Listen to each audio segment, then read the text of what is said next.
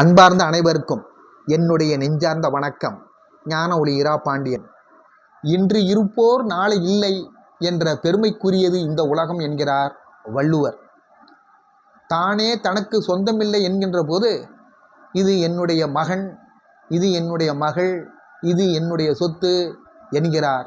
தானே தனக்கு சொந்தமில்லை என்று தெரியாத முட்டாள்கள் என்கிறது ஜென் தத்துவம். நீ யார் மீது அன்பாக இருக்கிறாய் என்ற வினாவை எழுப்பினால் சிலர் சொல்வார்கள், நான் தாய் மீது அன்பாக இருக்கிறேன் என்பார். சிலர் என் தந்தை மீது அன்பாக இருக்கிறேன் என்பார். சிலர் என் மகன் மீது அன்பாக இருக்கிறேன் என்பார். இப்படியே அடுக்கிக் கொண்டே போவார்கள். ஆனால் உண்மை அது அல்ல. அவர் மீதே அன்பாக இருக்கிறார். அவள் மீதே அன்பாக இருக்கிறாள். இதுதான் உண்மை. இதுதான் உலக இயல்பு. கொள்ளிடம் ஆற்றில் ஒரு பெண் கடுமையான வெயில் நேரத்தில் மணல் சூட்டில் நடந்து கொண்டிருந்தாளாம்.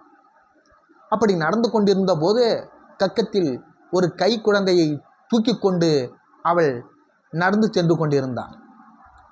மண்ணானது பயங்கரமான சூடு.